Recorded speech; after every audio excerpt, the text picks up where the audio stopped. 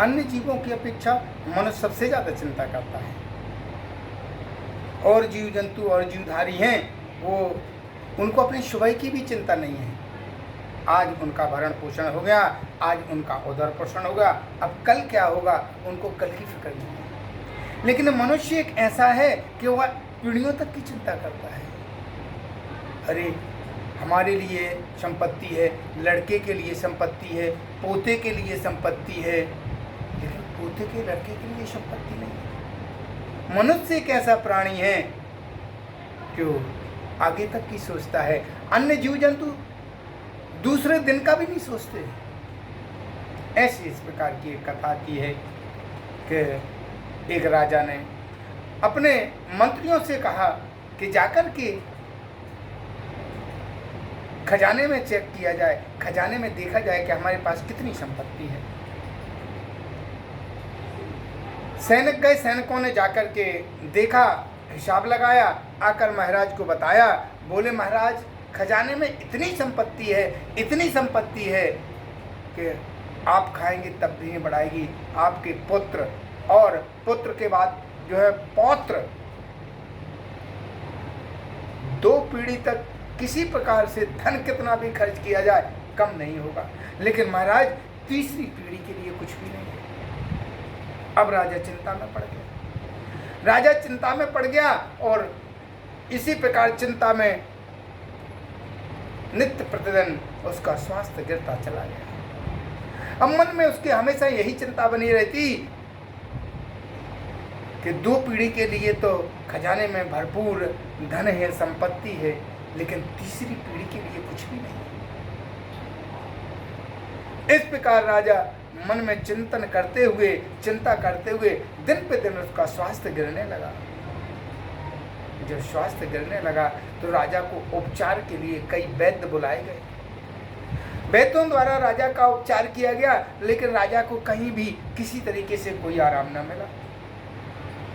जब राजा को कोई आराम न मिला तो मंत्री और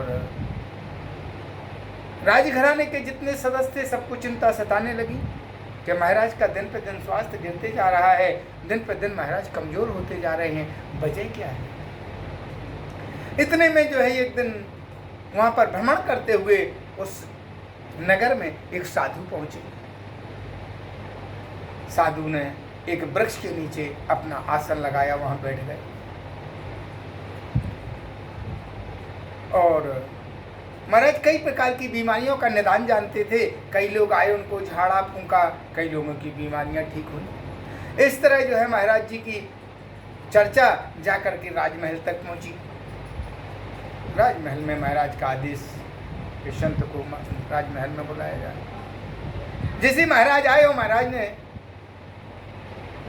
राजा का हाथ देखा, संत देव ने, संत भगवान ने जैसे ही राजा का हाथ देखा, हाथ देख करके जो है उन्होंने अंदाजा लिया कि राजा चिंता के कारण दिन पे दिन उनका स्वास्थ्य गिरता जा रहा है, अतः कोई ना कोई चिंता राजा को जरूर सता रही है।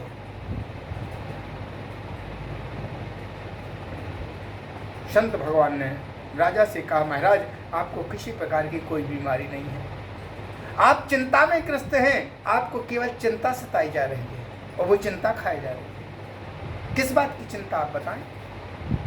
राजा ने कहा, संतों से क्या छिपी बात है, संतों से क्या छिपाना। महाराज मेरी 2 पीढ़ी के लिए भोजन व्यवस्था खजाने में भरपूर धन है, लेकिन तीसरी पीढ़ी के लिए कुछ भी नहीं है, इसलिए ये चिंता मुझे रात दिन खाई जा रही है। संत भगवान ने कहा, राजन आप चिंता न करें, आपका इतना दुर्बल जो शरीर हो गया है पहले से भी हष्ट पुष्ट हो जाएगा, अच्छा शरीर हो जाएगा, लेकिन मुझे एक औषधि की आवश्यकता पड़ेगी और वो औषधि आपको मंगाना पड़ेगी और उस औषधि के उपयोग से आप तुरंत ठीक हो जाएंगे। राजा हाथ जोड़कर संत के सामने बोले महाराज आदेश करें। तब संत देव भगवान ने कहा, राजन मुझे पक्षियों के घोंसले से 100 ग्राम अन्न के दाने चाहिए। राजा बोले, महाराज कैसी बात करते हैं, आप 100 ग्राम की बात करते हैं, मैं आपको 100 किलो ला करके दूंगा। संत भगवान ने कहा, नहीं मुझे 100 किलो नहीं, सिर्फ 100 ग्राम चाहिए, और 100 ग्राम अन्न के दाने आने से ही आपका इलाज हो जाएगा। राजा ने अपने सैनिकों को आदेश दिया, जाकर के जाओ, जहां जहां पक्षियों के घोंसले मिले उनसे अन्न के दाने लेके आओ। राजा के मंत्री चारों दिशाओं में फैल गए, जहां भी जाते, जिस घोंसले को देखते, उस घोंसले में अन्न का एक भी दाना नहीं मिलता। इस प्रकार बढ़ते गए, पूरा समस्त सैनिकों को 2 महीने पूरे जंगलों में, पर्वतों में, हर जगह ढूंढते हो गया। कई जगह पक्षियों के घोंसले मिले, लेकिन किसी भी घोंसले में अन्न का एक दाना भी नहीं मिला।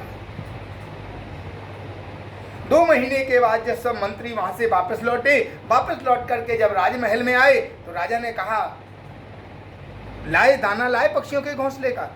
सब नीचे सिर करके खड़े हो गए। बोले कितना लाए? 5 किलो, 10 किलो, 20 किलो, कितना लेके आए? सबने कहा, महाराज एक दाना भी। अरे 100 ग्राम भी लेके नहीं आए? 2 महीने तुमको घूमते हो गए, इतने पक्षियों के घोंसले मिले होंगे, अरे किसी में 10 दाने, किसी में 20 दाने, 2 महीने में हजारों की संख्या में सैनिक घूमे। अरे 100 ग्राम की बात क्या, अरे तुम तो 10 किलो भी इकट्ठा कर सकते थे।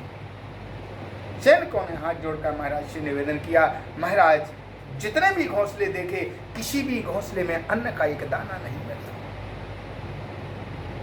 राजा लज्जित होकर के संत भगवान के सामने आए, और संत भगवान के सामने हाथ जोड़कर खड़े हो गए। बोले, महाराज 2 महीने हो गए, चारों दिशाओं में सैनिक भेजे, लेकिन किसी भी घोंसले में अन्न का एक दाना नहीं मिला। संत बोले, राजन यही आपके इलाज का उपाय है कि जो पक्षी आज अपना पेट भर लेते हैं और उन्हें कल की चिंता नहीं रहती है कि कल हम क्या खाएंगे, कल क्या होगा। जिस परमात्मा ने आज हमारे पेट भरने की व्यवस्था की है, कल वही परमात्मा हमारे पेट भरने की व्यवस्था करेगा। इसलिए पक्षी आज खा लेते हैं और कल का संग्रह नहीं करते हैं, और जब उनको कल की चिंता नहीं है, आज खा लेने पर उनको कल की चिंता नहीं है। और राजन, आप तीसरी पीढ़ी की चिंता करते हैं। अरे आप अपनी छोड़ो, लड़कों की छोड़ो, पोतों की, पोते के लड़कों की चिंता, आप तीसरी पीढ़ी की चिंता करते हैं। अरे धन्य है वो जीव, धन्य है वो पक्षी जिनको अपनी कल की चिंता नहीं है, आप तीसरी पीढ़ी की चिंता करते हैं। राजा की बुद्धि खुली, राजा का दिमाग, संत भगवान के आशीर्वाद से राजा की बुद्धि खुल गई, और राजा ने कहा, अरे मैं तो मूर्ख हूँ, पागल हूँ। अरे जिसके साथ जो होगा देखा जाएगा। अरे मुझे तो अपना भविष्य देखना चाहिए और मुझे अपने बारे में सोचना चाहिए। कहाँ मैं तीसरी पीढ़ी के चक्कर में फंस गया है। इस प्रकार धन्य है रे मनुष्य, अन्य जीवों को अपने कल के खाने की चिंता नहीं है, आज खा लिया कल क्या होगा। लेकिन मनुष्य अपनी लड़कों की, पोतों की, पौत्रों की चिंता में रात दिन जलता रहता है, रात दिन भटकता रहता है, परमात्मा से विमुख हो जाता है, अपनों से विमुख हो जाता है, और रात दिन इसी में लगा रहता है कि धन धन धन कहाँ से आए, कैसे आए, किस तरीके से आए। इसलिए शांति का सबसे बड़ा उपाय है कि आशा तृष्णा है नहीं, और नहीं कामना शेष, और जिनके मन संतोष है सो धनवानो विशेष।